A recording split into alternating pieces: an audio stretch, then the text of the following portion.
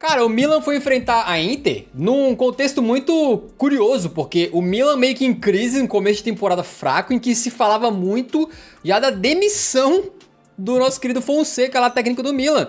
Enquanto a Inter já vem com um trabalho de longo prazo, né, finalista de Champions League, campeã italiana, elenco muito consolidado, papapá, não tem nem comparação, a Inter com certeza era a favorita para esse jogo aqui, né? E no final das contas o Milan acabou vencendo com uma atuação que convenceu muita gente, beleza? O que aconteceu nessa partida aí foi que logo no começo o querido Pulisic botou o Milan na frente, né? Mais uma vez o Milan começando com um pouco de intensidade, o Pulisic marcando logo no comecinho, assim como tinha sido no jogo contra o Liverpool pela Champions League, que ele faz um gol, mas depois o Liverpool vira, né? Aqui ele faz um gol logo no começo também, numa jogada maravilhosa que ele rouba a bola no meio campo, vai carregando, chega na área, pum, tá lá, 1-0 pro Milan, jogada todinha dele sozinho, né? Depois a Inter empata com o Di Marco, que é um dos meus laterais favoritos na Europa, e ataca muito bem, né? Cara, essa jogada do gol da Inter é coisa maravilhosa, cara. O Barella pega uma bola, dá um lançamento lá na casa do chapéu pro Di Marco. O Di Marco de prima bota o Lautaro pega, domina, dá um corte seco no zagueiro, toca no Di Marco, o Di Marco finaliza e faz um golaço pra Inter de Milão. Só que o que aconteceu? Quem deixou o buraco pro Di Marco aparecer sozinho? Foi o Emerson. Nosso querido Emerson Royal foi dar o bote no Lautaro e deixou o buraco pro Di Marco entrar e fazer o gol. Mas, cara, uma coisa que aconteceu nesse jogo foi o seguinte. Eu, em grande parte, achei que o Milan começou bem o jogo e depois a Inter tomou o controle. Só que na parte final do segundo tempo foi muito da hora, porque eu tava assistindo pela ESPN e a transmissão mostrou um negocinho assim, ó. Nos últimos 15 minutos, eu acho que nos últimos 30 minutos de jogo, o Milan é o segundo time que mais mete gol no campeonato. Pô, e não deu outra, cara. Nesse período aí o Milan cresceu demais, teve uma chance atrás da outra. Teve uma que acho que foi com o Rafa Leão, se eu não tô enganado, que parou no goleiro. Teve outra que o Tammy Abraham, que eu descobri esses dias que tava no Milan, nem lembrava que ele tinha saído da Roma, não tava nem sabendo. Maluco domina foi trocado com Salamakers. Maluco domina na cara do gol, bota no cantinho, só que ele tira demais, manda pra fora. E ali o Milan perdendo chances claríssimas de gol pra matar o jogo. Pensei, putz, vai dar ruim. Só que daí o Reinders cruza uma bola na cabeça do Gabbia. E o Gabbia, que é um zagueirão aí formado na base do Milan, né? Sobe de cabeça e faz esse gol que sacramenta a primeira vitória do Milan, quebrando uma sequência de 6 vitórias consecutivas da Inter no Clássico. Nunca nenhum desses dois times conseguiu vencer 7 clássicos seguidos, né? E o Milan conseguiu interromper o que poderia ter sido a 7ª vitória da Inter de Milão. O Milan deu uma resposta depois de um começo de temporada fraquíssimo. E a Inter com algumas dúvidas aqui, né? Eu acho que eles fizeram um grande jogo contra o Manchester City pela Champions, dentro do possível, né? E você visitar o Manchester City, acho que eles fizeram o que dava pra fazer ali, saíram com um bom empate de lá. E em questão desse jogo aqui, o nosso querido Inzaghi soltou os cachorros também, né? O Inzaghi também, os italianos são meio malucos, né?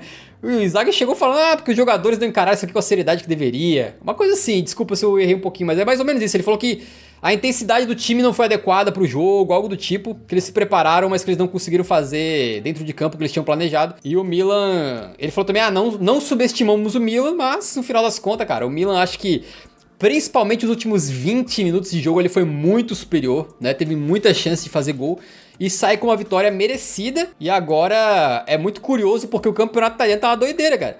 Quem de vocês aí me diz que pensaria assim, não, claro que a gente tá no começo do campeonato, né? É óbvio. Tem que esperar até umas 10 rodadinhas pelo menos pra gente ver o panorama. Mas com 5 rodadas, quem de vocês pensou que com 5 rodadas o top 3 seria Torino, Napoli e Udinese? Ninguém, né? Se alguém falar que pensava isso aí, é mentiroso. Diga, Yuri. Eu tô rindo dessa tabela aí, cara. É o Udinese que perdeu, tomou 3-0 da Roma no fim de semana, senão poderia ser líder ainda, né? Ele tinha terminado a rodada passada com o líder. Assim, cara, você falou dessa questão da intensidade, e assim, é muito curioso, né? Que a Inter tenha deixado a desejar justamente em questão de intensidade, já que eles pouparam contra o City, que assim, era um jogo que a derrota tá totalmente dentro do planejamento. Você enfrentar o City no Etihad Stadium, a Inter já dizia, ó, se perder isso aqui, beleza, faz parte. Fazia sentido que o Inzaghi poupasse nesse jogo para chegar com força total pro derby, né? Então, se olhava a formação do jogo contra o Milan, você tinha o Dumfries, que não tinha começado contra o City, você tinha o Di Marco, que não tinha começado contra o City,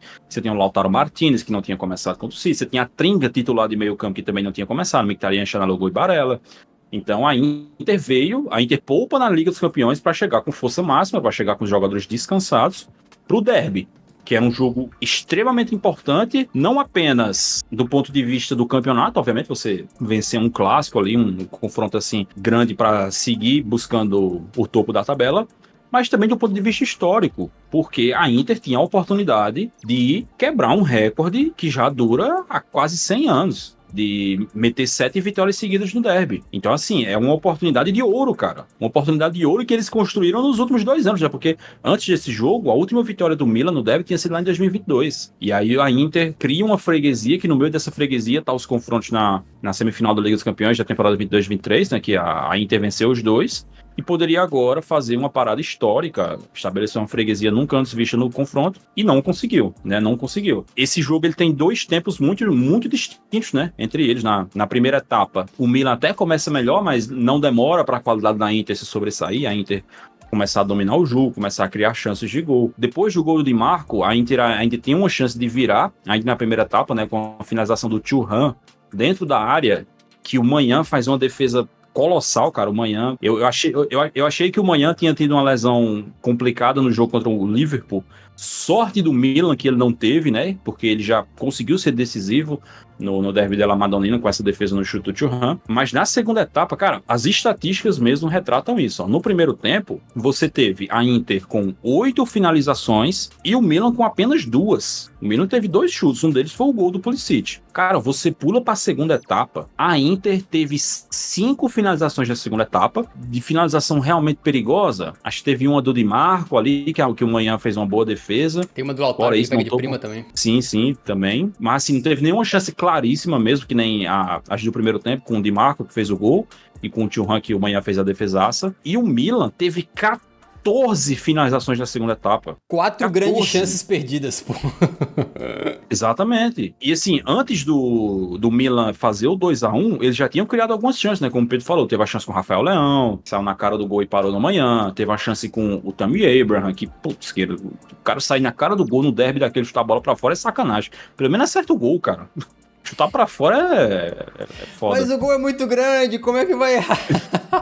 Pois é, mesmo, o gol daquele tamanho, o cara chuta a bola pra fora é pra lascar de vez. E depois do gol do Gabia, eles ainda têm uma chance claríssima com o Okafor, que chuta pra fora. Nossa, então, assim, acabei de lembrar, né? Essa do Okafor. Putz, cara, mano, ele isola o bagulho, a chance clara, era só empurrar quase, cara. E assim, eu fiquei muito pensativo, cara, porque ele poupou contra o City pra chegar com o time descansado pro derby. Cara, o segundo tempo da Inter, a Inter morreu fisicamente. Eu não acho que tenha sido falta de comprometimento. Eu acho que o time cansou. A Inter cansou no segundo tempo, cara. Os caras não estavam conseguindo acompanhar o Milan. O Milan atropelou fisicamente a Inter no segundo tempo. E eu não sei por quê. Eu não sei o que foi que aconteceu no planejamento da Inter, dos jogadores chegarem pro 5º jogo da Série A, e tá tão cansado assim depois de ter sido poupado na Liga dos Campeões, mas a Inter morreu no segundo tempo, cara. Inclusive, a jogada do gol do Gabia é uma jogada que o Di Marco é totalmente atropelado e ele precisa fazer a falta para parar o ataque do Milan. E aí, na cobrança da falta, o Gabia faz o gol de cabeça. É um jogo muito preocupante para a Inter, muito preocupante mesmo, do ponto de vista técnico, do ponto de vista físico, porque realmente eles não estão tendo um bom começo de temporada. E pro Milan, né, cara, tinha muito questionamento acerca do Paulo Fonseca, tinha até gente dizendo que ele poderia ser demitido se perdesse pra Inter hoje, e justamente no jogo salvo emprego, né, ele conseguir um desempenho desse é muito bom, né, o Milan de fato fez um jogo muito bom, cara. Muito bom mesmo, poderia ter aproveitado melhor as chances. Acho que o Rafael Leão tá tendo um começo de temporada bem fraquinho, mas em compensação o Pulisic tá tendo um começo de temporada incrível, e daqui pra frente é tentar manter isso, cara, tentar manter. Mas se tu vê esse Milan, cara, sendo bem sincero, tu vê esse Milan indo a algum lugar nessa temporada, vai ser coadjuvante, né, cara? Não consigo ver esse cara, não consigo, é a maior concentração de jogador medíocre que eu já vi num time grande.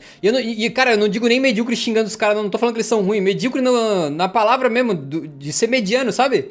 Não sou nada demais. Não sou nem muito bom, nem muito ruim. Estão ali. Estão ali na meiuquinha. Não consigo ver eles brigando pelo título. Eu acho que o título vai ficar ainda entre a Inter, a Juventus e o Napoli, mesmo a Inter tendo esse começo de temporada lento, mas eu acho que e na Champions? Eles vão se recuperar. Na Liga dos Campeões é ficar entre os 24 primeiros, cara. Fica entre os 24 primeiros e aí no mata-mata tudo pode acontecer, que nem foi em 2023, que eles conseguiram chegar até a semifinal. Eu acho que ficar entre os 24 primeiros já pra ficar. Você precisa fazer 10 pontos, né?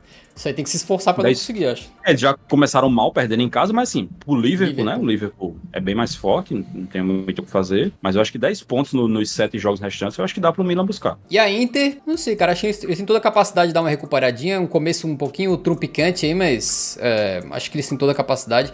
Inclusive, gostei muito do jogo do Barella mais uma vez, cara. Toda vez que eu vejo o Barella jogar, ele joga bem, cara. Impressionante. Que jogador, cara. Que jogador. Se eu pudesse pegar um jogador do campeonato italiano, talvez muita gente iria no Rafa Leão, no Theo Hernandes, em sei lá quem, cara. Eu acho que eu iria no Barella. Que meio campista completo, cara. O bicho tá lá no ataque se matando. Daqui a pouco, quando tu vê, ele já voltou. Ele é o último homem da defesa, tá recuperando uma bola lá atrás. Ele faz o lançamento que desbloqueia o gol, né? Desbloqueia a jogada do gol no gol da Inter. É um jogadoraço Eu sempre digo que o Barella é o Modric italiano.